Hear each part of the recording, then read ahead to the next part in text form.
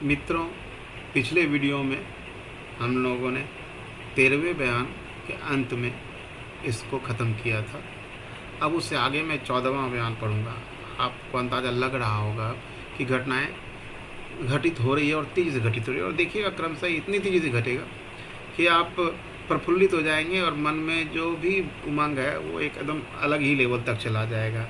जो रोमांच है वो एक अलग ही तरह का है। तो मैं शुरू करता हूँ प्रथम भाग का 14वां बयान। इससे पूर्व जो है हरदयाल सिंह की सूरत बनाकर तेज सिंह नौगर के लिए चल दिया था। उसके पास राजा जय सिंह की एक चिट्ठी है और अब वो नौगर की तरफ जा रहा है। उसके आगे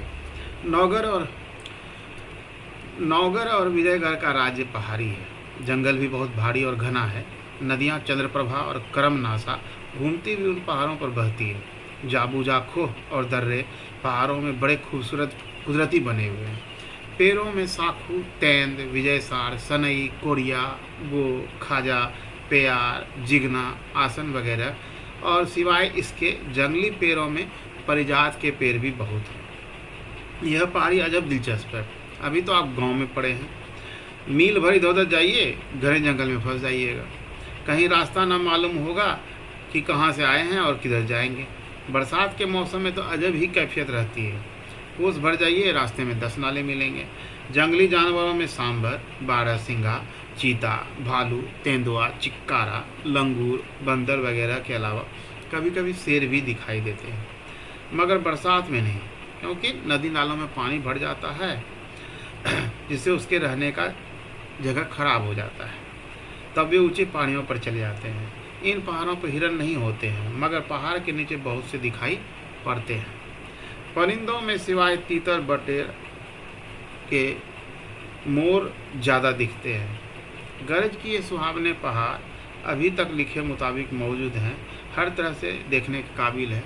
यह लेखक जिस समय लिख रहा है उस समय की बात है, और यह जो कहानी लिखी गई है वो 1884 के आसपास के समय लिखी गई। उस समय तक जंगलों की स्थिति वैसे ही थी जैसा कि इस कहानी में अंकित किया गया है। उन अय्यारों ने जो चुनारगढ़ से क्रूर और नाजिम के संग आए थे, शहर में न जाकर इसी दिलचस्प जंगल में क्रूर के संग अपना डेरा जमाया, और आपस में यह राय हो गई कि अलग अलग जाकर अय्यारी करें तथा जब जरूरत हो जंगल में जफील यानी सीटी बजाकर इकट्ठे हो जाया करें। बद्रीनाथ ने, जो इन अय्यारों में सबसे ज़्यादा चालाक और होशियार था, यह राय निकाली कि एक दफ़ा हर एक अलग अलग भेष बदलकर शहर में घुसकर दरबार और महल के सब आदमियों तथा लौंडियों, बल्कि रानी तक को देखकर पहचान आए तथा चाल चलन तजवीज़ कर नाम भी याद कर लें, जिससे वक्त पर अय्यारी करने के लिए सूरत बदलने और बातचीत करने में फ़र्क ना पड़े। इस राय को सभी ने पसंद किया। नाजिम ने सभी का नाम बताया और जहाँ तक हो सका सबको पहचानवा भी दिया। वे अय्यार लोग तरह तरह के भेष बदलकर महल में भी घुस गए और उन सब कुछ देखभाल आए, मगर अय्यारी का मौका चपला की होशियारी से किसी को भी ना मिला, और उनको अय्यारी करना मंजूर भी ना था जब तक कि वह हर तरह से देखभाल न लेते। जब वे लोग हर तरह से होशियार और वाकिफ हो गए, तब अय्यारी करना शुरू किया। भगवान दत्त चपला की सूरत बना नौगर में वीरेंद्र को फंसाने के लिए चला। वहां पहुंचकर जिस कमरे में वीरेंद्र सिंह थे, उसके दरवाजे पर पहुंच पहरे वाले से कहा, जाकर कुमार से कहो कि विजयगढ़ से चपला आई है। उस प्यादे ने जाकर खबर दी। कुछ रात बीत गई थी। कुंवर वीरेंद्र सिंह चंद्रकांता की याद में बैठे तबीयत से हजारों तरकीबें निकाल रहे थे। बीच बीच में ऊंची सांसें भी लेते जाते थे। उसी वक्त चौबदार ने आकर अर्ज किया, पृथ्वीनाथ, विजयगढ़ से चपला आई है और ड्योढ़ी पर खड़ी है, क्या हुक्म है? कुमार चपला का नाम सुनते ही चौंक उठे और खुश होकर बोले, उसे जल्दी अंदर लाओ। हुक्म होते ही चपला हाजिर हुई। कुमार चपला को देखकर उठ खड़े हुए और हाथ पकड़कर अपने पास बैठा बातचीत करने लगे। चंद्रकांता का हालचाल पूछा। चपला ने कहा, अच्छी है, सिवाय आपकी याद के और किसी तरह की तकलीफ नहीं है। हमेशा कहा करती है कि बड़े बेमुरवत हैं, कभी खबर भी नहीं लेते हैं कि जीती है या मर गई। आज घबराकर मुझे भेजा है और यह 2 नाशपातियाँ अपने हाथ से छील काट कर आपके वास्ते भेजी है, तथा अपने सिर की कसम दी है कि इन्हें जरूर खाइएगा। वीरेंद्र सिंह चपला की बातें सुनकर बहुत खुश हुए। चंद्रकांता का इश्क पूरे दर्जे पर था। धोखे में आ गए। भले बुरे की तमीज न रही। चंद्रकांता की कसम कैसे टालते। झट नाशपाती का टुकड़ा उठा लिया और मुंह से लगाया ही था कि सामने से आते हुए तेज सिंह दिखाई पड़े। तेज सिंह ने देखा कि वीरेंद्र सिंह बैठे हैं, सामने चपला भी बैठी है, आगे नाशपाती के टुकड़े रखे हैं, एक टुकड़ा हाथ में है। देखते ही आग हो गए। ललकार कर बोले, खबरदार, मुंह में मत लेना। इतना सुनते ही वीरेंद्र सिंह रुक गए और बोले, क्यों, क्या है? तेज सिंह ने कहा, मैं जाति दफे 1000 बार समझा गया, अपना सिर मार गया, मगर आपको ख्याल ना हुआ। कभी पहले भी चपला यहाँ आई थी, आपने क्या खाक पहचाना कि यह चपला है या कोई अय्यार? बस सामने लौंडी को देखा और मजे में आ गए मीठी मीठी बातें सुनकर। तेज सिंह की धुरकी सुन वीरेंद्र सिंह तो शर्मा गए और चपला के मुंह की तरफ देखने लगे, मगर नकली चपला से ना रहा गया। फंस तो चुकी थी। झट खंजर निकालकर तेज सिंह पर दौड़ी। वीरेंद्र सिंह भी जान गए कि यह अय्यार है। उसको खंजर ले तेज सिंह पर दौड़ते देखकर लपक कर एक हाथ से उसकी कलाई पकड़ी जिसमें खंजर था, दूसरा हाथ कमर में डाल उठा लिया और सिर से ऊंचा ले जाकर इस तरफ फेंके कि उसकी हड्डियां चकनाचूर हो जाए, ऐसा सोचा। तभी तेज सिंह ने आवाज़ दी, हाँ हाँ, पटकना मत, मर जाएगा। अय्यार लोगों का काम ही यही होता है, छोड़ दो इसे, मेरे हवाले करो। यह सुन कुमार ने उसे धीरे से जमीन पर पटक कर मुस्कें बांध तेज सिंह के हवाले किया। तेज सिंह ने जबरदस्ती उसके नाक में बेहोशी की दवा ठूस उसे बेहोश किया और गठरी में बांध किनारे रख बातें करने लगे। तेज सिंह ने कुमार को समझाया और कहा, देखिए, जो हो गया सो हो गया, मगर अब धोखा मत खाइएगा। कुमार बहुत शर्मिंदा थे, इसका जवाब कुछ न दे सके। विजयगढ़ का हाल पूछने लगे। तेज सिंह ने सब खुलासा ब्यौरा कहा और चिट्ठी भी दिखाई जो महाराज जय सिंह ने राजा सुरेंद्र सिंह के नाम लिखी थी। कुमार यह सब सुन और चिट्ठी देख उछल पर मारे खुशी के तेज सिंह को गले से लगा लिया और बोले, अब जो कुछ तुम्हें करना है जल्दी कर डालो। तेज सिंह ने कहा, हाँ देखो, सब कुछ हो जाता है, घबराओ मत। इसी तरह दोनों को बातें करते तमाम रात गुजर गई। सवेरा होने ही वाला था जब तेज सिंह का उस अय्यार को गठरी में बांध पीठ पर लादे उसी तहखाने की तरफ रवाना हुआ जिसमें अहमद को कैद कराए थे।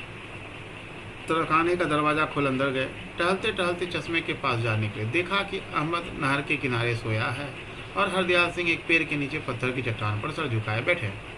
तेज सिंह को देखकर हरदयाल सिंह उठ खड़े हुए और बोले, क्यों तेज सिंह, मैंने क्या कसूर किया जो मुझको कैद कर रखा है? तेज सिंह ने हंसकर जवाब दिया, अगर कोई कसूर किया होता तो पैरों में आपकी बेरी ना होती।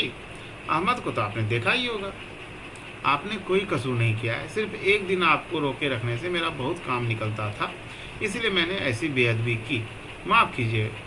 आज आपको अख्तियार है, जहाँ चाहें जाएं। मैं ताबेदार हूँ। विजयगढ़ में नेक, ईमानदार, इंसाफ पसंद सिवाय आपके और कोई नहीं है। इसी सबब से मैं भी आपके मदद का उम्मीदवार हूँ। हरदयाल सिंह ने कहा, सुनो तेज सिंह, तुम खुद जानते हो मैं हमेशा से तुम्हारा और वीरेंद्र सिंह का दोस्त हूँ। मुझको तुम लोगों की खिदमत करने में कोई हर्ज नहीं है। मैं तो आप हैरान था कि दोस्त आदमी को तेज सिंह ने क्यों कैद किया। पहले तो मुझको यह भी नहीं मालूम हुआ कि मैं यहाँ कैसे आया हूँ, मर के आया हूँ या जीते जी। पर जब अहमद को देखा तो सब समझ गया, यह तुम्हारा ही करामात है। भला यह तो कहो, मुझको यहाँ रखकर तुमने क्या कार्रवाई की और अब मैं तुम्हारा क्या काम कर सकता हूँ?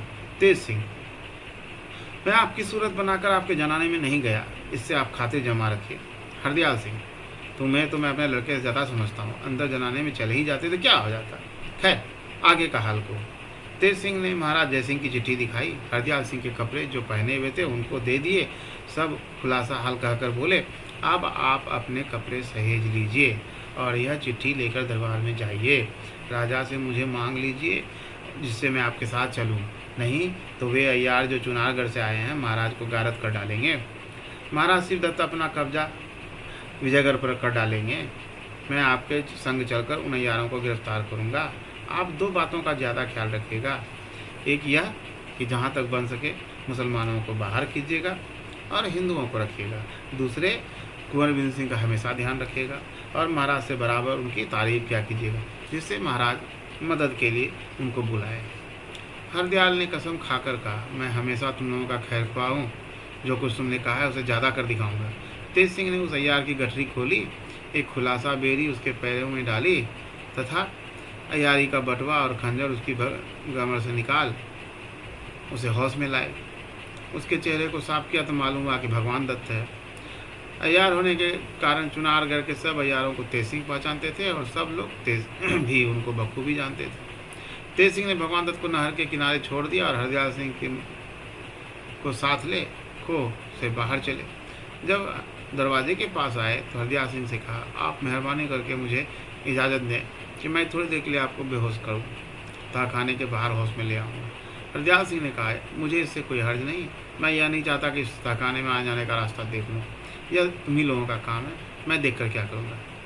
तेज सिंह हरदयाल सिंह को बेहोश करके बाहर लाए और होश में लाकर बोले, अब आप कपड़े पहन लीजिए और मेरे साथ चलिए। उन्होंने वैसा ही किया। शहर आकर तेज सिंह के कहे मुताबिक हरदयाल सिंह अलग होकर अकेले राजा सुरेंद्र सिंह के दरबार में गए। राजा ने उनकी बड़ी खातिर की और हाल पूछा। उन्होंने बहुत कुछ कहने के बाद महाराज जयसिंह की चिट्ठी दी, जिसको राजा ने इज्जत के साथ लेकर अपने वजीर जीत सिंह को पढ़ने के लिए दी। जीत सिंह ने जोर से खत पढ़ा। राजा सुरेंद्र सिंह चिट्ठी सुनकर बहुत खुश हुए और हरदयाल सिंह की तरफ देखकर बोले, मेरा राज्य महाराज जयसिंह का है, जिसे चाहे बुला ले, मुझे कुछ हर्ज नहीं। तेज सिंह आपके साथ जाएगा। यह कह अपने वजीर जीत सिंह को हरदयाल सिंह की मेहमानी का हुक्म दिया और दरबार बर्खास्त हुआ। दीवान हरदयाल सिंह की मेहमानी 3 दिन तक बहुत अच्छी तरह से की गई, जिससे वे बहुत ही खुश हुए।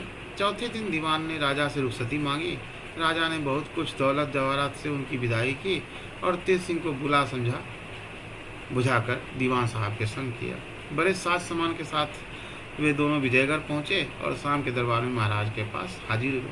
हरदयाल सिंह ने महाराज की चिट्ठी का जवाब महाराज को दिया और सब हालकर सुरेंद्र सिंह की बड़ी तारीफ की, जिससे महाराज बहुत ही खुश हुए और तेज सिंह को उसी वक्त खिलत अर्थात सम्मान देकर हरदयाल सिंह को हुक्म दिया कि इनके रहने खाने का इंतजाम, मकान का इंतजाम, सारा काम उनके जिम्मे रहेगा। दरबार उठने पर दीवान साहब तेज सिंह को साथ ले विदा हुए। एक बहुत अच्छे कमरे में डेरा दिलवाया। नौकर और पहरे वाले तथा प्यादों को भी इंतजाम कर दिया गया, जो सब हिंदू ही थे। दूसरे दिन तेज सिंह महाराज के दरबार में हाजिर हुए। दीवान हरदयाल सिंह के बगल में कुर्सी उनके लिए मुकर्रर की गई। 15वां बयान हम पहले ही लिख चुके हैं कि सिरदत्त के यहाँ जितने अय्यार हैं सभी को तेज सिंह पहचानते हैं। लेखक कह रहे हैं, अब तेज सिंह को यह जानने की फिक्र हुई कि उनमें से कौन 4 आए हैं। इसलिए दूसरे दिन शाम के वक्त उन्होंने अपनी सूरत भगवान दत्त की बनाई, जिसको तहखाने में बंद कर आए थे, और शहर से निकल जंगल में इधर उधर घूमने लगे, पर कहीं कुछ पता न लगा। बरसात का दिन आ चुका था, रात अंधेरी थी और बदली छाई हुई थी। आखिर तेज सिंह ने एक टीले पर खड़े होकर जफीर यानी सीटी बजाई। थोड़ी देर में तीनों अय्यार पंडित जगन्नाथ ज्योतिषी के साथ उसी जगह पहुंचे और भगवान दत्त को खड़े देख बोले, क्यों जी, तुम नौगढ़ न गए थे? क्या किया, खाली क्यों चले आए? तेज सिंह ने सभी को पहचानने के बाद जवाब दिया, वहाँ तेज सिंह की बदौलत कोई कार्रवाई ना चली। तुम लोगों में से कोई एक आदमी हमारे साथ चले तो काम बने। पन्नालाल, अच्छा कल हम तुम्हारे साथ चलेंगे, आज चलो महल में कोई कार्रवाई करें। तेज सिंह, अच्छा चलो, पर मुझको तो इस वक्त बड़े जोर की भूख लगी है, कुछ खा लूँ तो काम में जी लगे। तुम लोगों के पास कुछ हो तो लाओ। जगन्नाथ ज्योतिषी, पास में तो जो कुछ है सब में बेहोशी मिला हुआ है, बाजार से जाकर कुछ लाओ तो सब खा पी कर छुट्टी करें। भगवान दत्त, अच्छा एक आदमी मेरे साथ चलो। पन्नालाल साथ हुए, दोनों शहर की तरफ चले। रास्ते में पन्नालाल ने कहा, हम लोगों को अपनी सूरत बदल लेनी चाहिए, क्योंकि तेज सिंह कल से इसी शहर में आया हुआ है, हम सभी को पहचानता भी है, शायद घूमता फिरता कहीं मिल जाए। भगवान दत्त ने यह सोचकर कि सूरत बदलेंगे तो रोगन अर्थात रंग लगाते वक्त यह पहचान ले, तो उसने जवाब दिया, कोई ज़रूरत नहीं, रात में कौन मिलता है। भगवान दत्त को इनकार करने से पन्ना पर शक हुआ। गौर से उसकी सूरत देखने लगा, मगर रात अंधेरी थी, पहचान न सका। आखिर को जोर से जफील बजाई। शहर के पास आ चुके थे, अय्यार लोग दूर हो चुके थे, जफील न सुन सके। तेज सिंह भी समझ गए कि इसको शक हो गया है, अब देर करने की कोई ज़रूरत नहीं। झट उसके गले में हाथ डाल दिया। पन्नालाल ने भी खंजर निकाल लिया। दोनों में खूब लड़ाई हुई। आखिर को तेज सिंह ने पन्नालाल को उठाकर दे मारा और मुस्कें कस बेहोश करके गठरी बांध ली तथा पीठ पर लाद शहर की तरफ रवाना हुए। असली सूरत बनाए हुए डेरे पर पहुंचे। एक कोठरी में पन्नालाल को बंद किया और पहरे वाले को सख्त ताकीद कर आप उसी कोठरी के दरवाजे पर पलंग बिछवा सो रहे। सवेरे पन्नालाल को साथ ले दरबार की तरफ चले। इधर राम नारायण, बद्रीनाथ और ज्योतिष जी राह देख रहे हैं, अब आएंगे अब आएंगे। दोनों आदमी खाने का सामान लाते ही होंगे, मगर यहाँ तो मामला ही दूसरा था। उन लोगों को शक हो गया कि कहीं दोनों गिरफ्तार न हो गए हों, लेकिन किसी को भी यह ख्याल न आया कि भगवान दत्त असल में दूसरे ही कृपानिधान थे। उस रात को तो कुछ ना कर सके, पर सवेरे सूरत बदलकर खोज में निकले। पहले महाराज जयसिंह के दरबार की तरफ चले तो देखा कि तेज सिंह दरबार में जा रहे हैं, साथ में पन्नालाल भी हैं। उन अय्यारों ने भी साथ ही साथ दरबार का रास्ता पकड़ा। तेज सिंह पन्नालाल को साथ लिए दरबार में पहुंचे, देखा कि कचहरी खूब लगी हुई है। महाराज बैठे हैं, वे भी सलाम कर अपनी कुर्सी पर जा बैठे। कैदी को सामने खड़ा कर दिया। महाराज ने पूछा, क्यों तेज सिंह, किसको लाए हो? तेज सिंह ने जवाब दिया, महाराज उन 5 अय्यारों में से जो चुनारगढ़ से आए हैं, एक गिरफ्तार हुआ है, इसको दरबार में लाया हूँ, जो इसके लिए मुनासिब हो हुक्म किया जाए।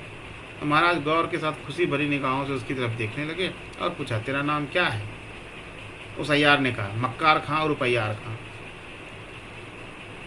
महाराज उसकी ढिठाई और बात पर हंस पड़े। हुक्म दिया, बस इससे ज़्यादा पूछने की कोई ज़रूरत नहीं, सीधे कैद खाने में ले जाकर इसको बंद करो और सख्त पहरा बैठा दो। हुक्म पाते ही पियादों ने उस अय्यार के हाथों में हथकड़ी और पैरों में बेड़ी डाल दी और कैद खाने की तरफ लेकर चल पड़े। महाराज ने खुश होकर तेज सिंह को 100 असरफी इनाम दी। तेज सिंह ने खड़े होकर महाराज को सलाम किया और असरफियाँ बटुए में रख ली।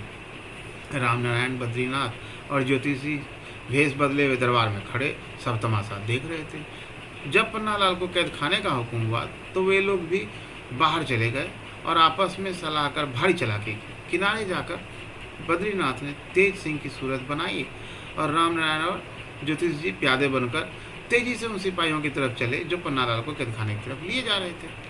पास पहुंचकर बोले, ठहरो ठहरो, इस नालायक अय्यार के लिए महाराज ने दूसरा हुक्म दिया है, क्योंकि मैंने अर्ज किया था कि कैद खाने में इसके संगी साथी इसको किसी न किसी तरह छुड़ा ले जाएंगे। अगर मैं इसको अपनी हिफाजत में रखूँगा तो बेहतर होगा, क्योंकि मैंने ही इसको पकड़ा है, मेरी हिफाजत में यह रह भी सकेगा, सो तुम लोग इसको मेरे हवाले करो। प्यादे तो जानते ही थे कि उसको तेज सिंह ने ही पकड़ा है, कुछ इनकार न किया, उसे उनके हवाले कर दिया। नकली तेज सिंह ने पन्नालाल को ले जंगल का रास्ता लिया और उसके चले जाने पर उसका हाल अर्ज करने के लिए प्यादे फिर दरबार में लौट आए। दरबार उसी तरह से लगा हुआ था। तेज सिंह को वे अपनी जगह बैठे हुए देखा। उनको देख प्यादों के होश उड़ गए और अर्ज करते करते रुक गए। तेज सिंह ने उसकी तरफ देखकर पूछा, क्यों, क्या है? उस अय्यार को कैद कराए? प्यादों ने डटे डटे कहा, जी आपके साथ ही तो वो चले गए। तेज सिंह उनकी बात सुनकर चौंक पड़े और बोले, मैंने क्या किया? मैं तो तब से इसी जगह बैठा हूँ। प्यादों की जान डर और ताज्जुब से सूख गई, कुछ जवाब न दे सके, पत्थर की तस्वीर की तरह जैसे के तैसे खड़े रहे। महाराज ने तेज सिंह की तरफ देखकर पूछा, क्यों, क्या हुआ? तेज सिंह ने कहा, महाराज अय्यार चालाकी खेल गए, मेरी सूरत बना उस कैदी को इन लोगों से छुड़ा ले गए। यह सुन महाराज को बड़ा रंज हुआ और उन प्यादों पर बहुत खफा हुए। तब तेज सिंह ने अर्ज किया, महाराज इन लोगों का कोई कसूर नहीं, अय्यार लोग ऐसे ही होते हैं, बड़े बड़ों को धोखा दे जाते हैं, इन लोगों की बिसाती क्या। तेज सिंह के कहने से महाराज ने उन प्यादों का कसूर माफ़ किया, मगर उस अय्यार के निकल जाने का रंज देर तक रहा। बद्रीनाथ वगैरह पन्नालाल को लिए वे जंगल में पहुँचे। एक पेड़ के नीचे बैठकर उसका हाल पूछा, उसने सब हाल कहा।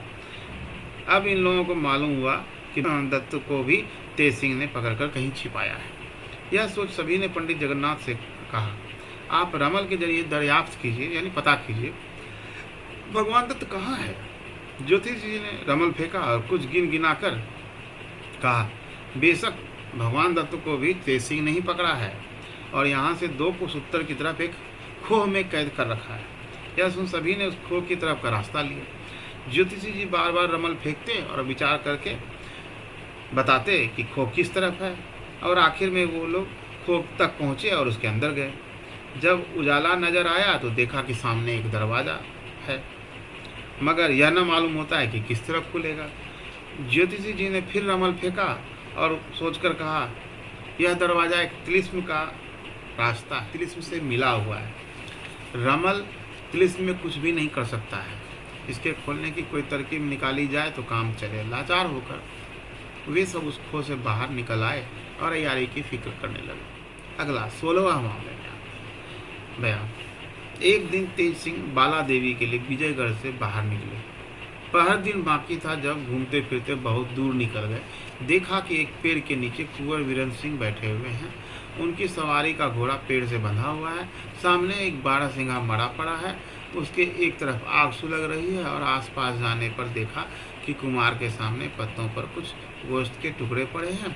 तेज सिंह को देखकर कुमार ने कहा, आओ भाई तेज सिंह, तुम तो विजयगढ़ ऐसा गए कि फिर खबर भी न ली।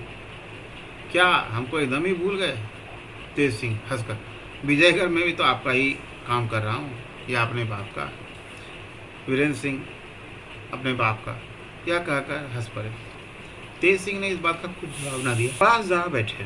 कुमार ने पूछा, क्यों हो, चंद्रकांता से मुलाकात हुई थी? तेज सिंह ने जवाब दिया, इधर जब से मैं गया हूँ चंद्रकांता से मुलाकात नहीं हुई है। मैं अपने को काम के ख्याल में उलझाए रखता हूँ। इसी बीच में एक अय्यार को पकड़ा था।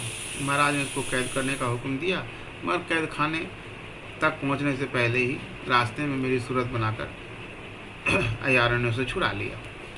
फिर अभी तक गिरफ्तार नहीं हुआ है। वीरेंद्र सिंह, वे लोग भी बड़े सरदार हैं। तेज सिंह, और तो जो है वो है। बद्रीनाथ भी चुनारगढ़ से इन लोगों के साथ आया है। वह भारी चालाक है। अगर खौफ है तो मुझे उसका ही है। खैर देखा जाएगा, क्या हर्ज है। यह तो बताइए कि आप यहाँ क्या कर रहे हैं? कोई आदमी भी साथ नहीं है। वीरेंद्र सिंह, आज मैं कई आदमियों को साथ ले सवेरे ही शिकार के लिए निकला। दोपहर तक तो हैरान रहा, कुछ ना हाथ लगा। आखिर को यह 12 सिंगा सामने से निकला और मैंने इसके पीछे घोड़ा दौड़ाया। इसने मुझे बहुत हैरान किया। संग के सब साथी छूट गए। अब इस वक्त तीर खाकर गिरा है। मुझको भूख बड़े जोर की लगी थी। इससे जी में आया कि कुछ गोश्त भून के खाऊं। इसी फिक्र में बैठा था कि सामने तुम दिखाए पड़े। अब लो तुम ही इसको भूनो। मेरे पास कुछ मसाला था, इसको मैंने धो धाकर इन टुकड़ों पर लगा दिया है। अब तैयार करो, तुम भी खाओ मैं भी खाऊं, मगर जल्दी करो, आज दिन भर से कुछ नहीं खाया। तेज सिंह ने बहुत जल्द गोश्त तैयार किया। एक सोते के किनारे जहाँ साफ पानी निकल रहा था बैठकर दोनों खाने लगे। वीरेंद्र सिंह मसाला पोंछ पोंछ कर खाते थे, तेज सिंह मसाले सहित खा रहे थे। तो आखिर तेज सिंह ने पूछा, आप मसाला क्यों पोंछ रहे हैं? वीरेंद्र सिंह ने जवाब दिया, फीका ही अच्छा मालूम होता है। 2-3 टुकड़े खाकर वीरेंद्र सिंह ने सोते से चुल्लू भरकर खूब पानी पिया और कहा, बस भाई मेरी तबीयत भर गई। दिन भर भूखे रहने पर कुछ खाया नहीं जाता है। तेज सिंह ने कहा, आप खाइए चाहे ना खाइए, मैं तो छोड़ता नहीं। बड़े मज़े का बन पड़ा है। आखिर जहाँ तक बन पड़ा खूब खाए। तब हाथ मुँह धोकर बोले, चलिए अब आपको नौकर पहुँचा कर लौटूंगा। वीरेंद्र सिंह, चलो कहकर घोड़े पर सवार हुए और तेज सिंह पैदल साथ चल पड़े। थोड़ी दूर जाकर तेज सिंह बोले, न मालूम क्यों मेरा सिर घूमता है। कुमार ने कहा, तुम मांस ज़्यादा खा गए हो, उसने गर्मी की है। थोड़ी दूर और गए ही थे कि तेज सिंह चक्कर खाकर जमीन पर गिर पड़े। वीरेंद्र सिंह ने झट घोड़े पर से कूदकर उनके हाथ पैर खूब कस गठरी में बांध पीठ पर लाद लिया और घोड़े की लगाम थाम विजयगढ़ का रास्ता लिया। थोड़ी दूर जाकर जोर से जफील बजाई, जिसकी आवाज़ जंगल में दूर दूर तक गूंज गई। थोड़ी देर में क्रूर सिंह पन्नालाल ज्योतिषी जी पहुँचे। पन्नालाल ने खूब खुश होकर कहा, वाह जी बद्रीनाथ, तुमने तो बड़ा भारी काम किया, बड़े जबरदस्त को फांसा है। अब क्या है, ले लिया, मैदान मार लिया। क्रूर सिंह मारे खुशी के उछल पड़ा। बद्रीनाथ ने जो अभी तक कुंवर वीरेंद्र सिंह बना हुआ था, गठरी पीठ पर से उतार जमीन पर रख दी और रामनारायण से कहा, तुम इस घोड़े को नौकर पहुंचा दो। जिस अस्तबल से चुरा लाए थे उसी के पास छोड़ाओ, आप ही लोग बांध लेंगे। यह सुनकर रामनारायण घोड़े पर सवार हो नौकर चला गया। बद्रीनाथ ने तेज सिंह की गठरी फिर अपनी पीठ पर ला दी और अय्यारों को कुछ समझा बुझाकर चुनारगढ़ का रास्ता लिया। तेज सिंह का नियम था कि रोज महाराज जयसिंह के दरबार में जाते और सलाम करके अपनी कुर्सी पर बैठ जाते। एक दिन महाराज ने तेज सिंह की कुर्सी खाली देखी। हरदयाल सिंह से पूछा, आजकल तेज सिंह नजर नहीं आते, क्या तुमसे मुलाकात हुई है? दीवान साहब ने अर्ज किया, नहीं मुझसे भी मुलाकात नहीं हुई, आज दरियाफ्त करके अर्ज करूंगा।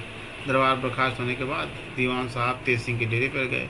मुलाकात न होने पर नौकरों से दरियाफ्त किया। सभी ने कहा, कई दिन से वे यहाँ नहीं हैं, हम लोगों ने बहुत खोज की मगर पता न लगा। दीवान हरदयाल सिंह यह सुनकर हैरान हो गए। अपने मकान पर जाकर सोचने लगे कि अब क्या किया जाए। अगर तेज सिंह का पता न लगा तो बड़ी बदनामी होगी। जहाँ भी हो खोज तो लगाना ही चाहिए। आखिर बहुत से आदमियों को इधर उधर पता लगाने के लिए रवाना किया और अपनी तरफ से एक चिट्ठी नौगर के दीवान जीत सिंह के पास भेजकर ले जाने वाले को ताकीद कर दी कि दरबार के पहले उसका जवाब लेकर आ जाना। वह आदमी खत लिए सायं अर्थात शाम को दीवान साहब के पास नौगर पहुंचा। दीवान जीत सिंह ने अंदर बुलाकर हालचाल पूछा। उसने सलाम करके खत दिया, जिसको दीवान साहब ने गौर से पढ़ा। दिल में यकीन हो गया कि तेज सिंह जरूर अय्यारों के हाथ पकड़ा गया है। यह जवाब लिखकर कि वह यहाँ नहीं, आदमी को तो विदा किया और अपने कई जासूसों को बुलाकर भी इधर उधर रवाना किया।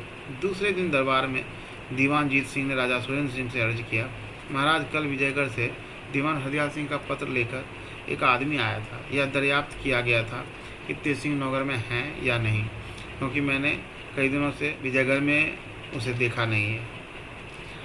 तो मैंने जवाब में उसे लिख दिया है कि वे नौगर में नहीं है। राजा को यह सुनकर ताज्जुब हुआ और दीवान से पूछा, तेज सिंह यहाँ भी नहीं है, तेज सिंह वहाँ भी नहीं है, तो आखिर कहाँ चला गया? कहीं ऐसा तो नहीं हुआ क्या अय्यारों के हाथ पड़ गया हो? क्योंकि महाराज सिद्धत के कई अय्यार विजयगढ़ में पहुँचे हुए हैं और उनसे मुकाबला करने के लिए अकेला ही तेज सिंह था।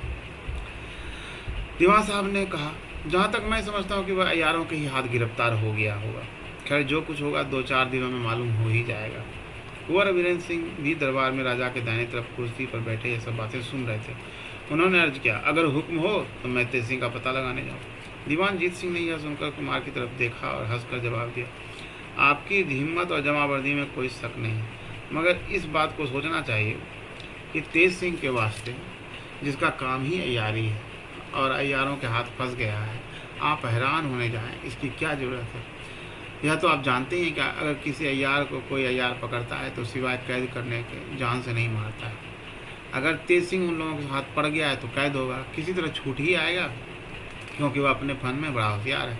सिवाय इसके जो अय्यारी का काम करेगा, चाहे वह कितना ही चालाक क्यों ना हो, कभी न कभी फंस ही जाएगा। फिर इसके लिए क्या सोचना, 10-5 दिन सब्र कीजिए, देखिए क्या होता है। इस बीच में अगर वह ना आया तो आपको जो कुछ करना हो कीजिएगा। वीरेंद्र सिंह ने जवाब दिया, हाँ, आपका कहना ठीक है, मगर पता लगाना जरूरी है। यह सोचकर कि वह चालाक है, खुद छूट जाएगा, खोजना करना मुनासिब नहीं है। यह सुन राजा सुरेंद्र सिंह ने कहा, और कुछ नहीं तो किसी को पता लगाने के लिए ही तो भेज दो। इसके जवाब में दीवान साहब अर्थात जीत सिंह ने कहा, कई जासूसों को पता लगाने के लिए मैं भेज चुका हूँ। राजा और कुंवर वीरेंद्र सिंह इस जवाब के बाद चुप हो गए, मगर हर किसी का ख्याल तेज सिंह की तरफ ही था। इधर विजयगढ़ में दूसरे दिन दरबार में महाराज जय सिंह ने फिर हरदयाल सिंह से पूछा, कहीं तेज सिंह का पता लगा? हरदयाल जी ने कहा, यहाँ तो तेज सिंह का पता नहीं लगता है, शायद नौगर में हूँ, मैंने वहाँ भी आदमी भेजा है, आता ही होगा, जो कुछ है मालूम हो जाएगा। ये बातें हो ही रही थी कि खत का जवाब लिए वह आदमी आ पहुँचा जो नौगर गया था। हरदयाल सिंह ने जवाब पढ़ा और बड़े अफसोस के साथ महाराज से अर्ज किया, नौगर में भी तेज सिंह नहीं है, यह उनके बाप जीत सिंह के हाथ का खत मेरे खत के जवाब में आया है। महाराज ने कहा, उसका पता लगाने की कुछ फिक्र की गई है या नहीं? हरदयाल सिंह ने कहा, हाँ, कई जासूस मैंने इधर उधर भेजे हैं। महाराज को तेज सिंह बहुत अफसोस हो रहा था। दरबार बर्खास्त करके महल में चले गए और बात ही बात में महाराज ने तेज सिंह का जिक्र महारानी से किया और कहा, किस्मत का फेर इसे कहते हैं। क्रूर सिंह ने तो हलचल मचा ही रखी थी, मदद के वास्ते एक तेज सिंह आया था, सो कई दिनों से उसका ही पता नहीं लगता। अब मुझे इसके लिए सुरेंद्र सिंह से शर्मिंदगी उठानी पड़ेगी। तेज सिंह के चलन, बातचीत, इल्म और चालाकी पर जब ख्याल करता हूँ तो तबीयत उमड़ आती है। बड़ा ही लायक लड़का है, उसके चेहरे पर उदासी तो कभी देखी ही नहीं। महारानी ने भी तेज सिंह के हाल पर बहुत अफसोस किया। इत्तेफाक से चपला उस वक्त वहीं खड़ी थी। यह हाल सुन वहाँ से चली और चंद्रकांता के पास पहुँची। तेज सिंह का हाल जब कहना चाहती तो जीव मर आता था, वह कुछ कह नहीं सकती थी। चंद्रकांता ने उसकी ऐसी दशा देखकर पूछा, क्यों, क्या हुआ? इस वक्त तेरी अजब हालत हो रही है, कुछ मुंह से तो कह। इस बात का जवाब देने के लिए चपला ने मुंह खोला ही था कि गला भरा है। आंखों से आंसू टपक पड़े, कुछ जवाब न दे सकी। चंद्रकांता को और भी ताज्जुब हुआ। पूछा, तू रोती क्यों है, कुछ बोल भी तो। आखिर चपला ने अपने को संभाला और बड़ी मुश्किल से कहा, महाराज जुबानी सुना है कि तेज सिंह को महाराज सिद्धत के अय्यारों ने गिरफ्तार कर लिया है। अब वीरेंद्र सिंह का आना भी मुश्किल होगा, क्योंकि उनका वही एक बड़ा सहारा था। इतना कहते ही पूरे तौर से आंसू भर गए और खूब खुलकर रोने लगे। उसकी हालत चंद्रकांता समझ गई कि चपला भी तेज सिंह को चाहती है। उसे उसके लिए बहुत अफसोस हुआ और उसने उसका ढांढस बंधवाया और कहा, उसको छुड़ाने की यही फिक्र हो रही है? क्या तेरे रोने से वे छूट जाएंगे? तुमसे कुछ नहीं हो सकता है तो मैं ही कुछ करूं? चंपा भी वहाँ बैठी अफसोस भरी बातें सुन रही थी। बोली, अगर हुक्म हो तो मैं तेज सिंह की खोज में जाऊं। चपला ने कहा, अभी तो इस लायक नहीं हुई है। चंपा बोली, क्यों? अब मेरे में क्या कसर है? क्या मैं अयारी नहीं कर सकती? चपला ने कहा, हाँ अयारी तो कर सकती है, मगर उन लोगों का मुकाबला नहीं कर सकती जिन लोगों ने तेज सिंह जैसे चालाक को पकड़ लिया। हाँ, मुझको राजकुमारी हुक्म दे तो मैं खोज में जाऊँ। चंद्रकांता ने कहा, इसमें भी हुक्म की ज़रूरत है? तेरी मेहनत से अगर वो छूटेंगे तो जन्म भर उनको कहने लायक रहोगी। अब तू जाने में देर मत कर, जा। चपला ने चंपा से कहा, मैं जाती हूँ, पर अय्यार लोग बहुत से आए हुए हैं, ऐसा ना हो कि मेरे जाने के बाद कुछ नया बखेरा मचे।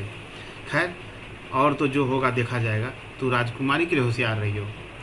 अगर तुझसे कुछ भूल हुई या राजकुमारी पर किसी तरह की आफत आई तो मैं जन्म भर तेरा मुँह न देखूंगी। चंपा ने कहा, इस बात से आप खातिर जमा रखें, मैं होशियार रहा करूंगी। चपला अपने अयारी के सामान से लैस हो कुछ दक्षिणी ढंग के जेवर और कपड़े साथ ले तेज सिंह की खोज में निकली। 17वां बयान। चपला कोई साधारण औरत न थी। खूबसूरती और नजाकत के सिवाय उसमें ताकत भी काफ़ी थी। 2-4 आदमियों से लड़ जाना या उसको गिरफ्तार कर लेना उसके लिए एक अदना सा काम था। शस्त्र विद्या में को पूरी तौर से जानती थी। अयारी के फन के अलावा और भी कई गुण उसमें थे। गाने और बजाने में उस्ताद थी, नाचने में कारीगर थी, आतिशबाजी बनाने का बड़ा शौक। कहाँ तक लिखे, कोई ऐसा फन न था जिसको चपला जानती ना हो। रंग उसका गोरा, बदन हर जगह से सुडौल, नाजुक हाथ पाँव की तरफ ख्याल करने से यही जाहिर होता है कि इसे एक फूल से भी मारना खून करना है। उसको जब कहीं बाहर जाने की भी ज़रूरत पड़ती थी तो अपनी खूबसूरती जानबूझकर बिगाड़ डालती या भेष बदल देती थी। अब इस वक्त शाम हो गई है, बल्कि कुछ रात भी जा चुकी है। चंद्रमा अपनी पूरी किरणों से निकला हुआ है। चपला अपनी असली सूरत में चली जा रही है। अयारी का बटुआ बगल में लटकाए, कमंद कमर में कसे और खंजर भी लगाए हुए जंगल ही जंगल कदम बढ़ाए चली जा रही है। तेज सिंह की याद ने उसको ऐसा बेसुध किया है और उसे अपने बदन की खबर भी नहीं है। उसको यह नहीं मालूम है कि वह किस काम के लिए बाहर निकली, कहाँ जा रही है, इसके आगे क्या है, पत्थर है या गड्ढा है, नदी है या नाला है।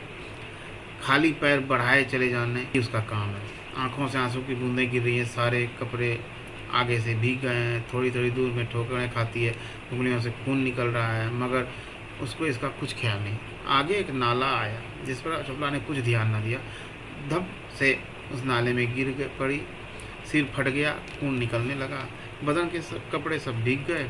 अब उसको इस बात का ख्याल हुआ कि तेज सिंह को छुड़ाने या खोजने चली है। उसके मुंह से झट यह बात निकली, आए, मैं तुमको बिल्कुल भूल गई, तुम्हारे छुड़ाने की फिक्र मुझे जरा भी न रही, उसी की यह सज़ा मुझे मिली है। अब चपला संभल गई और सोचने लगी कि किस जगह है। खूब गौर करने पर मालूम हुआ कि रास्ता बिल्कुल भूल गई है और एक भयानक जंगल में आ फंसी है। एक दफ़ा तो डर गई, मगर फिर दिल को संभाल कर उस खतरनाक नाले से पीछे फिरी और सोचने लगी, इसमें तो कोई शक नहीं कि तेज सिंह को महाराज शिवदत्त के अय्यारों ने पकड़ लिया है, तो जरूर चुनारगढ़ ही ले गए होंगे। पहले वहीं खोज करनी चाहिए, जब ना मिलेंगे तो दूसरी जगह पता लगाएंगे। यह विचार कर चुनारगढ़ का रास्ता ढूंढने लगी। बहुत भटकने पर आधी रात गुजर जाने के बाद रास्ता मिला, तब सीधे चुनारगढ़ की तरफ पहाड़ चल निकली। जब सुबह करीब हुई, उसने अपनी सूरत एक मर्द सिपाही की सी बना ली। आखिर भूखी प्यासी शाम होते होते चुनारगढ़ पहुंची। दिल में ठान लिया था कि जब तक तेज सिंह का पता न लगेगा अन्न जल ग्रहण न करूंगी। कहीं आराम न किया, इधर उधर ढूंढने और तलाश करने लगी। यह कहा कि उसे कुछ चालाकी सूझे। उसने अपनी सूरत पन्ना लाल की बना ली और घसीटा से, अर्थात लेखक कह रहे हैं कि हम पहले लिख चुके हैं कि 6 अय्यारों में से 4 अय्यार विजय कर गए हैं और घसीटा सिंह और चुनीलाल जो 2 रह गए थे यहीं चुनारगढ़ में। पन्ना लाल की सूरत बनाकर चपला घसीटा सिंह के डेरे पर पहुंची। घसीटा सिंह पन्ना लाल को देखकर उठ खड़े हुए और साहब सलाह करने के बाद पूछा, कहो पन्ना लाल, अब की किसको लाए हो? पन्ना लाल, अब की लाए तो किसी को नहीं, सिर्फ इतना पूछने आए हैं कि नाजिम यहाँ पर है या नहीं, 2 रोज से उसका पता नहीं लगता। घसीटा सिंह, यहाँ तो नहीं आया। लाल, फिर उसको पकड़ा किसने? वहाँ तो अब कोई अय्यार नहीं है। घसीटा सिंह, मैं यह नहीं कह सकता कि वहाँ कोई और भी अय्यार है या नहीं, सिर्फ तेसिंह का नाम तो मशहूर था, सो कैदी हो गए हैं। इस वक्त किले में बंद पड़े रोते होंगे। पन्नालाल, खैर कोई हर्ज नहीं, पता लग ही जाएगा। अब जाता हूँ, रुक नहीं सकता। यह कह नकली पन्नालाल वहाँ से रवाना हो गया। अब चपला का जी ठिकाने हुआ। यह सोचकर कि तेसिंह का पता लग गया है और वे यहीं मौजूद हैं, कोई हर्ज नहीं, जिस तरह होगा छुड़ा ही लूँगी। वह मैदान में निकल गई और गंगा जी के किनारे बैठ अपने बटुए में से कुछ मेवे निकाल कर खाए। गंगा जल पीकर निश्चिंत हुई और तब अपनी सूरत एक गाने वाली औरत की बनाई। चपला को खूबसूरत बनने की कोई ज़रूरत न थी, वह खुद ही ऐसी थी कि हजारों खूबसूरतों का मुकाबला करे, मगर इस सबब से कि कोई पहचान न ले, उसको अपनी सूरत बदलनी पड़ी। जब हर तरह से लैस हो गई, एक बंसी हाथ में ले राजमहल के पिछवाड़े की तरफ जा एक साफ जगह देख बैठ गई और चढ़ी आवाज़ में बिरहा गाने लगी। एक दफ़ा गाकर फिर उसी गीत को बंसी में बजाती। आधी रात से ज़्यादा बीत चुकी थी। राजमहल में शिवदत्त महल की छत पर महारानी के साथ बैठे मीठी मीठी बातें कर रहे थे। यकायक गाने की आवाज़ उनके कानों में गई और महारानी ने भी सुनी। दोनों ने बातें करना छोड़ दिया और कान लगाकर गौर से सुनने लगे। थोड़ी देर बाद बंसी की आवाज़ आने लगी, जिसका बोल साफ साफ मालूम पड़ता था।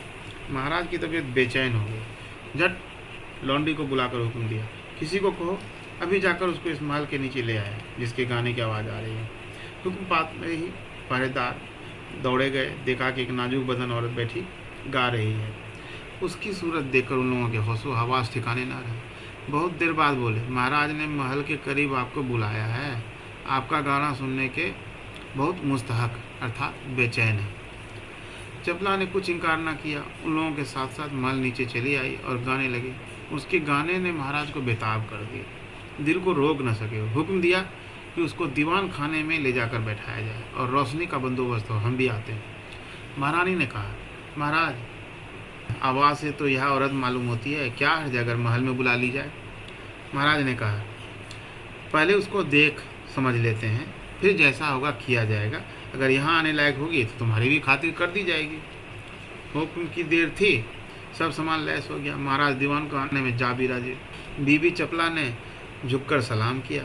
महाराज ने देखा कि एक औरत निहायत हसीन, रंग घोड़ा, सुरमई रंग की साड़ी और धानी बूटीदार चोली दक्षिणी ढंग से पहने, पीछे से लांग बांधे, खुलासा गरारीदार जूरा कांटे से बांधे, जिस पर एक छोटा सा सोने का फूल, माथे पर एक बड़ा सा रूली का टीका लगाए, कानों में सोने की निहायत खूबसूरत जराऊ बालियाँ पहने, नाक में सरजा की नथ, एक टीका सोने का और घुंघरूदार पटरी गुथन की गले में पहने, हाथ में बिना घुंडी का कड़ा व छंदेली जिसके ऊपर काली चूड़ियाँ, कमर में लच्छेदार करधनी, पैरों में सांकड़ा पहने अजब आनबान से सामने खड़ी है।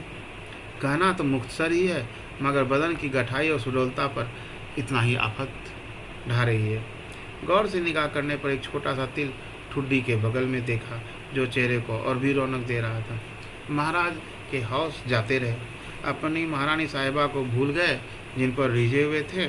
झट मुंह से निकल पड़ा, वाह क्या कहना है। टकटकी बंद गए। फिर बोले, आओ यहाँ बैठो। बीवी चपला कमर को बल देती हुई अटखेलियों के साथ कुछ नज़दीक जा सलाम करके महाराज के सामने बैठ गई। महाराज उसके हुस्न के रुआब में आ गए। ज़्यादा कुछ न कह सके, एकटक सूरत देखने लगे। फिर पूछा, तुम्हारा मकान कहाँ है, कौन हो, काम क्या है। हमारी सी औरत का अकेली रात के समय घूमना ताज्जुब में डालता है। उसने जवाब दिया, मैं ग्वालियर की रहने वाली पटलापा कत्थक की लड़की हूँ। रंभा मेरा नाम है। मेरा बाप भारी गवैया था। एक आदमी पर मेरा जी आ गया। बात ही बात में वह मुझसे रंज होकर चला गया। उसी की तलाश में मारी मारी फिरती हूँ। क्या करूँ, अक्सर दरबारों में जाती हूँ कि शायद कहीं मिल जाए, क्योंकि वह भी बड़ा गवैया है। ताजिब नहीं किसी दरबार में हो। इस वक्त तबीयत की उदासी में यूँ ही कुछ गा रही थी। सरकार ने याद किया, हाजिर हो गई। महाराज ने कहा, तुम्हारी आवाज़ बहुत भली है, कुछ गाओ तो अच्छी तरह सुनो।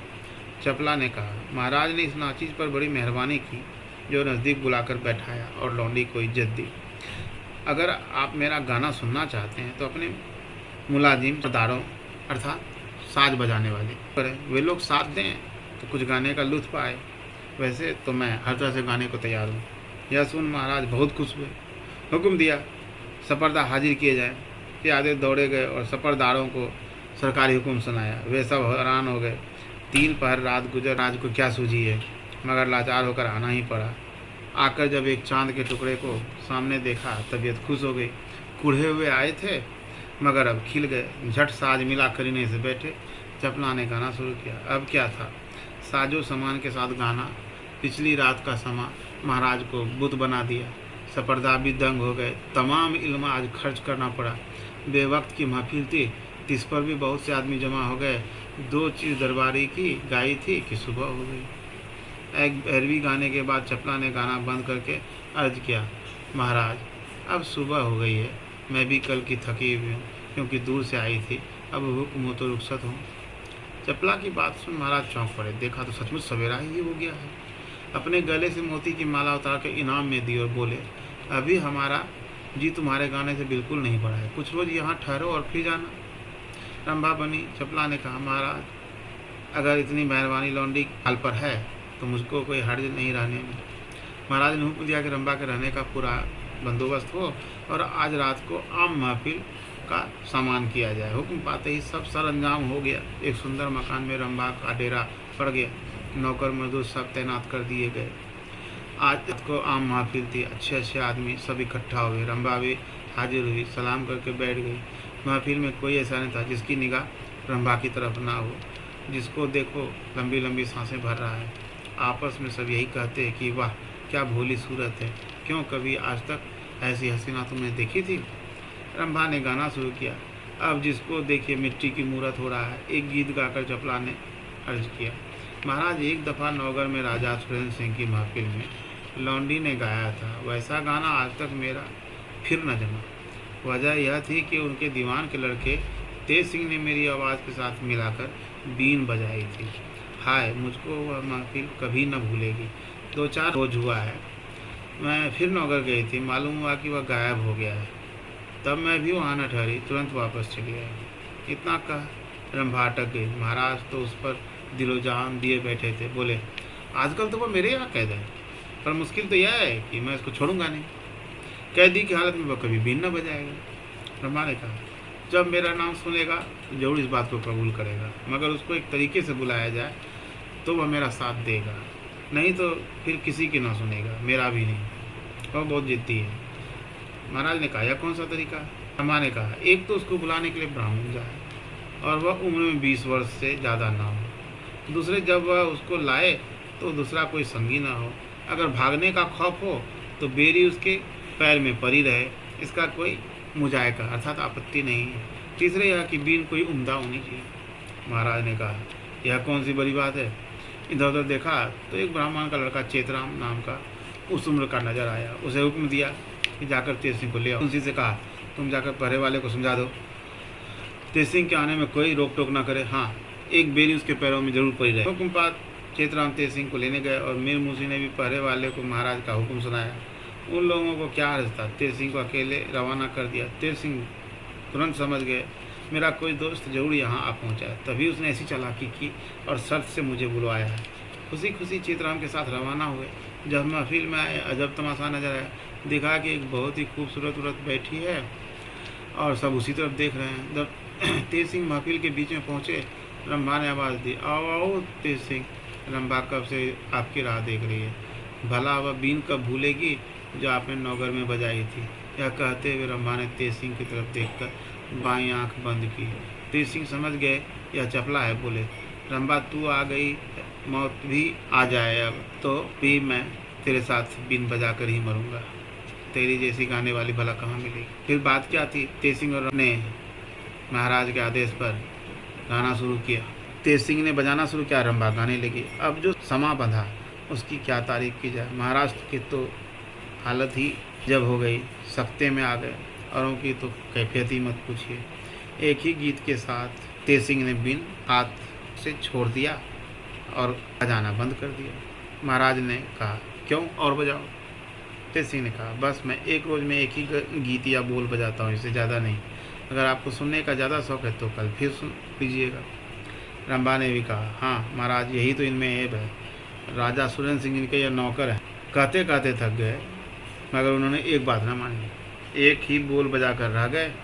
क्या है, कल फिर सुन लीजिएगा। महाराज सोचने लगे, यह भी एक अजब आदमी है। भला इसमें क्या फ़ायदा सोचा है, अफसोस मेरे दरबार में यह ना हुआ। रंभा ने भी बहुत हर्ज करके गाना मौकूफ़ अर्थात स्थगित किया। सभी के दिलों में हसरत बनी रह गई। महाराज ने अफसोस के साथ मजलिस बर्खास्त की और तेज सिंह फिर उसी चेतराम ब्राह्मण के साथ जेल में भेज दिए गए। महाराज को तो अब इश्क हो गया कि तेज सिंह की बीन के साथ रंभा का गाना सुना। फिर दूसरे रोज़ महफिल हुई और चेतराम ब्राह्मण को भेजकर तेज सिंह बुलाए गए।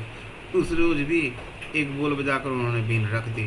महाराज का दिल भरा नहीं, हुक्म दिया कि कल पूरी महफिल हो। दूसरे दिन फिर महफिल का सामान हुआ। सब कोई आकर पहले जैसे ही जमा हो गए, मगर रंभा महफिल में जाने के वक्त से घंटे भर पहले ही दाव बचा चेतराम की सूरत बना कैद खाने में पहुंची। घरे वाले तो जानते ही थे कि चेतराम अकेला ही तेज सिंह को ले जाएगा। महाराज का हुक्म ही ऐसा है। उन्होंने ताला खोलकर तेज सिंह को निकाला और पैरों में बेड़ी डाल चेतराम के हवाले कर दिया। चेतराम अर्थात चपला उनको लेकर चलते हुए थोड़ी दूर जाकर चेतराम ने तेज सिंह की बेड़ी खोल दी। अब क्या था, दोनों ने जंगल का रास्ता लिया। कुछ दूर जाकर चपला ने अपनी सूरत बदल ली और असली सूरत में हो गई। अब तेज सिंह उसकी तारीफ करने लगे। चपला ने कहा, आप मुझको शर्मिंदा ना करें, क्योंकि मैं अपने को इतना चालाक नहीं समझती जितना कि आप तारीफ कर रहे हैं। फिर मुझे आपको छुड़ाने की कोई गरज भी न थी, सिर्फ चंद्रकांता की मुरवत से मैंने यह काम किया। तेज सिंह ने कहा, ठीक है, तुमको मेरी गरज काहे को होगी। गर्जी तो मैं ठहरा कि तुम्हारे साथ सपर्दा बना। जो काम बाप दादाओं ने नहीं किया सो करना पड़ा। यह सुनकर चपला हंस पड़ी और बोली, बस माफ़ कीजिए, ऐसी बातें न करिए। तेज सिंह ने कहा, वाह, माफ़ क्या करना, मैं बगैर मजदूरी लिए न छोड़ूंगा। चपला ने कहा, मेरे पास क्या है जो दूँ। उसने कहा, जो कुछ तुम्हारे पास है मेरे लिए भाई बहुत है। चपला ने कहा, खैर इन बातों को जाने दीजिए। यह कहिए कि यहाँ से खाली ही चलिएगा या महाराज सिद्धत को कुछ हाथ भी दिखाइएगा। तेज सिंह ने कहा, इरादा तो मेरा यही था, आगे तुम जैसा कहो। चपला ने कहा, ज़रूर कुछ करना चाहिए। बहुत देर तक सोच विचार कर आपस में उन दोनों ने एक चालाकी ठहराई, जिसे करने के लिए वे घने जंगल में थोड़े अंदर तक चले गए। 18वां बयान। अब महाराज सिद्धत की महफिल का हाल सुनिए। महाराज सिद्धत महफिल में आ भी राजे। जब रंभा के आने में देर हुई तो एक चौकीदार को कहा जाकर उसको बुला लाए और चेतराम ब्राह्मण को भी तेज सिंह को लाने के लिए भेजा। थोड़ी देर बाद चौकीदार ने आकर हुक्म दिया, महाराज रंभा तो अपने डेरे में नहीं है, कहीं चली गई। महाराज को बड़ा ताज्जुब हुआ, क्योंकि उसको जी से चाहने लगे थे। दिल से रंभा के लिए अफसोस करने लगे और हुक्म दिया कि फ़ौरन उसे तलाश करने के लिए आदमी भेजे जाए। इतने में ही चेतराम ने आकर दूसरी खबर सुनाई कि कैद खाने में तेज सिंह भी नहीं है। अब तो महाराज के होश उड़ गए, सारी महफिल दंग हो गई कि अच्छी गाने वाली आई जो सभी को बेवकूफ़ बनाकर चली गई। घसीटा सिंह और चुनीलाल अय्यार ने अर्ज किया, महाराज बेशक वह कोई अय्यार था जो इस तरह आकर तेज सिंह को छुड़ा ले गया। महाराज ने कहा, ठीक है, मगर काम उसने काबिल इनाम का किया है। चालाकों ने भी तो उसका गाना सुना था, महफिल में मौजूद ही थे। उन लोगों की अकल पर क्या पत्थर पड़ गए थे कि उसको पहचान न सके। लानत है तुम लोगों के यार कहलाने पर। यह कहा महाराज गम और गुस्से से भरे हुए उठकर महल में चले गए। दूसरे दिन जब गुस्से में भरे हुए महाराज दरबार में आए, एक चौकीदार ने अर्ज किया, महाराज वह जो गाने वाली आई थी असल में वो औरत ही थी। वह चेतराम मिश्र की सूरत बनाकर तेज सिंह को छुड़ा ले गई। मैंने अभी भी उन दोनों को उस सलई वाले जंगल में देखा है। यह सुन महाराज को और भी ताज्जुब। हुक्म दिया कि बहुत से आदमी जाएं और उनको पकड़ लाएं। और जो चौकीदार ने अर्ज किया, महाराज इस तरह वे गिरफ्तार ना होंगे, भाग जाएंगे। हाँ, घसीटा सिंह और चुनीलाल मेरे साथ चलें तो मैं दूर से उन लोगों को दिखला दूँ, ये लोग कोई चालाकी करके उन्हें पकड़ लें। महाराज ने इस तरकीब को पसंद किया और दोनों यार को चौकीदार के साथ जाने के लिए हुक्म दिया। चौकीदार उन दोनों यारों को साथ लिए उस जगह पहुँचे जिस जगह उसने तेज सिंह का निशान दिया था, पर देखा कि वहाँ कोई नहीं है। तब घसीटा सिंह ने चौकीदार से पूछा, अब किधर देखें। उसने कहा, क्या यह जरूरी है कि वे तब से इसी पेड़ के नीचे बैठे रहे हैं, इधर उधर देखिए कहीं होंगे। घसीटा सिंह ने कहा, अच्छा चलो तुम ही आगे चलो। वे लोग इधर उधर ढूंढने लगे। उसी समय एक अहीर सिर पर खांचिए में दूध लिए आती नजर पड़ी। चौकीदार ने उसको अपने पास बुलाकर पूछा, तूने इस जगह कहीं एक औरत और एक मर्द को देखा है? उसने कहा, हाँ हाँ, उस जंगल में मेरा अडार अर्थात पशुओं को रहने वाली जगह है। बहुत सी गायें भैंसें वहाँ रहती हैं। अभी मैंने उन दोनों के हाथ 2 पैसे का दूध बेचा है और बाकी दूध लेकर शहर में बेचने जा रही हूँ। यह सुनकर चौकीदार बतौर इनाम के 4 पैसे कमर से निकाल उसको देने लगा, मगर उसने इनकार किया और कहा कि मैं सेंत के पैसे नहीं लेती हूँ। हाँ, 4 पैसे का दूध आप लेकर पी लें तो मैं शहर जाने से बचूं और आपका एहसान मानूं। चौबदार ने कहा, क्या हर्ज है, तू दूध ही दे दे। बस अहिरन ने खांचा रख दिया और दूध देने लगी। चौबदार ने उन दोनों यारों से कहा, आइए आप भी पी लीजिए। उन दोनों यारों ने कहा, हमारा जी नहीं चाहता। वह बोला, अच्छा आपकी खुशी। चौबदार ने दूध पिया। तब फिर दोनों यारों से कहा, वाह क्या दूध है, शहर में तो रोज़ आप पीते ही हैं, बोला आज इसको तो पी कर देखिए, मज़ा आ जाएगा। उनके जिद करने पर दोनों यारों ने भी दूध पिया। 4 पैसे दूध वाले को दे दिए। अब तीनों तेज सिंह को ढूंढने लगे। थोड़ी दूर जाकर चौबदार ने कहा, ना जाने क्यों मेरा सिर घूमता है। चुनी लाल तो कुछ कहना ही चाहते थे कि गिर पड़े। उसके बाद चौबदार और घसीटा सिंह भी जमीन पर लेट गए। दूध बेचने वाली बहुत दूर तक नहीं गई थी। उन तीनों को गिरते देख दौड़ती भी वापस आई और लखलखा सुनाकर चौबदार को होशियार किया। वह चौबदार असल में तेज सिंह थे। जब होश में आए अपनी असली सूरत बना ली। इसके बाद दोनों अय्यारों की मुस्कें बांध 2 गठरी में अलग अलग बांधा। एक को चपला और दूसरे को तेज सिंह ने पीठ पर लादा और नगर का रास्ता लिया। 19वां बयान। तेज सिंह को छुड़ाने के लिए जब चपला चुनार गिर गई तब चंपा ने जी में सोचा कि अय्यार तो बहुत से आए हुए हैं और मैं अकेली हूँ, कहीं ऐसा न हो कि कोई आफत आ जाए। ऐसी तरकीब करनी चाहिए जिससे अय्यारों को डर ना रहे, रात को भी आराम से सोया जा सके। यह सोचकर उसने एक मसाला बनाया। रात को सब लोग सो गए और चंद्रकांता भी पलंग पर जा लेटी। तब चंपा ने उस मसाले को पानी में घोलकर जिस कमरे में चंद्रकांता सोती थी उसके दरवाजे के 2 गज इधर उधर लिप दिया, जो सूखने के बाद दिखाई नहीं देता था। लेकिन इस मसाले का गुण यह था कि जैसे ही किसी की पैर पड़े एक पटाखे की सी आवाज़ आए। रात भर चंपा आराम से सोई रही। कोई आदमी उस तरफ उस कमरे के अंदर ना आया। सुबह को चंपा ने पानी से वह मसाला धो डाला। दूसरे दिन उसने दूसरी चालाकी की। मिट्टी की खोपड़ी बनाई, उसको रंग रंगाकर ठीक चंद्रकांता की सूरत बना जिस पलंग पर कुमारी सोया करती थी। तकिए के सहारे वह खोपड़ी रख दी और धड़ की जगह कुछ कपड़ा रखकर एक हल्की सी चादर उस पर चढ़ा दी, मगर मुंह खुला रखा और खूब रोशनी करके उस चारपाई के चारों तरफ फिर वही लेप कर दिया। कुमारी से कहा, आप दूसरे कमरे में जाकर आराम करें। चंद्रकांता समझ गई, दूसरे कमरे में जा लेटी। जिस कमरे में चंद्रकांता सोई उसके दरवाजे पर भी लेप कर दिया। जिस कमरे में पलंग पर खोपड़ी थी उसके बगल में एक कोठरी थी। चिराग बुझाकर आप उसमें सो गई। आधी रात गुजर जाने के बाद उस कमरे के अंदर से जिसमें खोपड़ी रखी थी पटाखे की आवाज़ आई। सुनते ही चंपा उठ खड़ी हुई और दौड़कर बाहर के किवाड़ बंद कर खूब शोरगुल मचाने लगी। यहाँ तक कि बहुत सी लौंडियाँ वहाँ आकर इकट्ठी होकर एक ने जाकर महाराज को खबर दी कि चंद्रकांता के कमरे में चोर घुसा है। यह सुन महाराज खुद दौड़े आए और हुक्म दिया कि बाहर अभी आए। जब सब इकट्ठे हुए तो कमरे का दरवाज़ा खोला गया। देखा कि राम नारायण और पन्नालाल दोनों अय्यार भीतर हैं। बहुत से आदमी उनको पकड़ने के लिए अंदर घुस गए। उन अय्यारों ने भी खंजर निकाल कर चलाना शुरू किया। 4-5 सिपाहियों को जख्मी किया। आखिर पकड़े गए। महाराज ने उसको कैद में रखने का हुक्म दिया और चंपा से हाल पूछा। उसने अपनी कार्रवाई कह सुनाई। महाराज बहुत खुश हुए और को इनाम देकर पूछा कि चपला कहाँ है। उसने कहा वह बीमार है। फिर महाराज ने और कुछ ना पूछा, अपने आराम गाह में चले गए। सुबह को दरबार में महाराज ने उन अय्यारों को तलब किया। जब वे आए तो पूछा, तुम्हारा क्या नाम है? पन्नालाल ने जवाब दिया, सरतोड़ सिंह। महाराज को उसकी इस ढिठाई पर बड़ा गुस्सा आया। कहने लगे कि ये लोग बदमाश है, जरा भी नहीं डरते। खैर ले जाकर इन लोगों की खूब होशियारी से कैद रखो। हुक्म के मुताबिक वे लोग कैद खाने में भेज दिए गए। महाराज ने हरदयाल सिंह से पूछा, कुछ तेज सिंह का पता लगा? हरदयाल सिंह ने कहा, महाराज अभी तक तो पता नहीं लगा है। ये अय्यार पकड़े गए हैं, उन्हें खूब पीटा जाए तो शायद ये लोग कुछ बताएं। महाराज ने कहा, ठीक है, मगर तेज सिंह आएगा तो नाराज़ होगा कि अय्यारों को क्यों मारा, ऐसा कायदा नहीं है। खैर कुछ दिन तेज सिंह की राह देख लो, फिर जैसा मुनासिब होगा किया जाएगा। मगर एक बात का ख्याल रखना कि भैया तुम फौज के इंतजाम से होशियार रहना, क्योंकि सिरदर्द का चराना आप ताज्जुब नहीं। हरदयाल सिंह ने कहा, मैं इंतजाम से होशियार हूँ सर, सिर्फ एक बात महाराज से इस बारे में पूछनी थी जो एकांत में अर्ज करूँगा। जब दरबार बर्खास्त हो गया तो महाराज ने हरदयाल सिंह को एकांत में बुलाया और पूछा, वह कौन सी बात है? उन्होंने कहा, महाराज तेज सिंह ने कई दफ़ा मुझसे कहा था, बल्कि कुंवर वीरेंद्र सिंह और उनके पिता ने भी फरमाया था कि यहाँ के मुसलमान सब क्रूर के तरफदार हो रहे हैं, जहाँ तक हो उनको कम करना चाहिए। मैं देखता हूँ कि यह बात ठीक मालूम पड़ती है, इसके बारे में जैसा हुक्म हो किया जाए। महाराज ने कहा, ठीक है, हम खुद इस बात के लिए तुमसे कहने वाले थे। खैर अब कह देते हैं कि तुम धीरे धीरे सब मुसलमानों को नाजुक काम से बाहर कर दो। हरदयाल सिंह ने कहा, बहुत अच्छा, ऐसा ही होगा। यह कहकर महाराज से रुखसत हो अपने घर चले। 20वां बयान।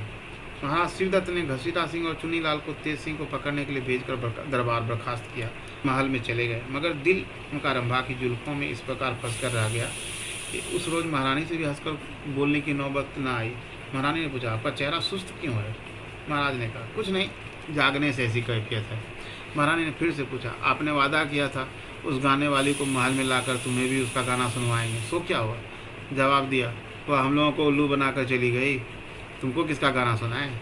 यह सुनकर महारानी कलावती को बड़ा ताज्जुब हुआ। पूछा, कुछ खुलासा कहिए, क्या मामला है? इस समय मेरा जी ठीक नहीं है, मैं ज़्यादा नहीं बोल सका। यह कहकर महाराज वहाँ से उठकर अपने खास कमरे में चले गए और पलंग पर लेटकर रंभा को याद करने और मन में सोचने लगे, यह रंभा कौन थी? इसमें तो कोई शक ही नहीं कि वह औरत ही थी। फिर तेज सिंह को क्यों छुड़ा ले गई? कहीं इसी पर तो वह आशिक नहीं थी जैसा कि उसने कहा था। हाय रंभा, तुमने मुझे घायल कर दिया। क्या इसी वास्ते तू आई थी? कुछ मालूम हो तो उसे ढूंढे। दिल की बेताबी और रंभा के ख्याल में रात भर नींद न आई।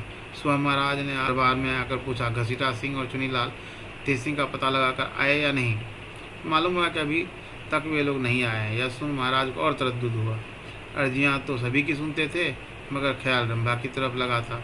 इतने में बद्रीनाथ, नाजिम, ज्योतिषी जी और क्रूर सिंह पर नज़र पड़ी। उन लोगों ने सलाम किया और एक किनारे बैठ गए। उन लोगों के चेहरे पर सुस्ती और उदासी देख और भी रंज बढ़ गया, मगर कचहरी में कोई हाल उनसे ना पूछा। दरबार बर्खास्त करके तखलिए में गए और बद्रीनाथ, क्रूर सिंह, नाजिम और पंडित जगन्नाथ ज्योतिषी जी को तलब किया। जब वे लोग आए, सलाम करके अदब के साथ बैठ गए, तब महाराज ने कहा, कहो तुम लोगों ने विजयगढ़ जाकर क्या किया? पंडित बद्रीनाथ ने कहा, हुजूर, काम तो यही हुआ था कि भगवान दत्त को तेज सिंह ने गिरफ्तार कर लिया और पन्नालाल रामनारायण को एक चंपा नाम की औरत ने बड़ी चालाकी और होशियारी से पकड़ लिया है, बाकी में बच गए। उनके आदमियों में से सिर्फ तेज सिंह पकड़ा गया है, जिसको ताबेदार ने हुजूर में भेज दिया था। सिवाय इसके और कोई काम न हुआ। महाराज ने कहा, तेज सिंह को भी तो एक औरत छुड़ा ले गई।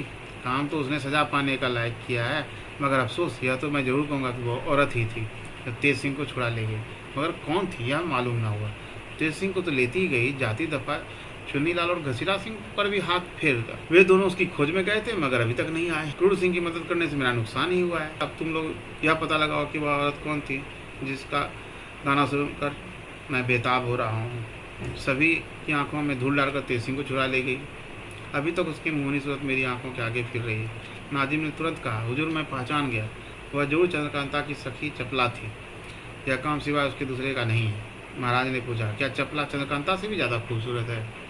नाजिम ने कहा, महाराज, चंद्रकांता को तो चपला क्या पाएगी, मगर उसके बाद दुनिया में कोई खूबसूरत है तो चपला ही है, और वह तेज सिंह पर आशिक भी है।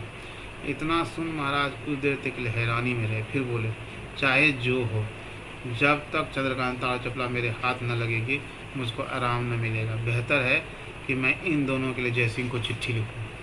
क्रूर सिंह ने कहा, महाराज, जयसिंह चिट्ठी को कुछ मानेंगे? महाराज ने जवाब दिया, क्या हर्ज है, अगर चिट्ठी कुछ ख्याल न करेंगे तो विजयगढ़ को फतह ही करूँगा। क्या कहा? उन्होंने मीर मुंशी को तलब किया। जब वह आ गया तो हुक्म दिया, राजा जयसिंह के नाम मेरी तरफ से खत लिखो कि चंद्रकांता की शादी मेरे साथ कर दिया और दहेज में चपला को भी दे दें। मीर मुंशी ने मुजिब हुक्म के खत लिखा, जिस पर महाराज ने मोहर लगाकर पंडित बद्रीनाथ को दिया और कहा, तुम ही इस चिट्ठी को लेकर जाओ, यह काम तुम्ही से बनेगा। पंडित बद्रीनाथ को क्या अर्थ था, खत लेकर उसी वक्त विजयगढ़ की तरफ रवाना हो गए। आज के वीडियो में इतना ही, लेकिन आप देख रहे हैं कि तेज़ी से घटनाएं घट रही है और रोमांच बढ़ता ही चला जा रहा है। धन्यवाद।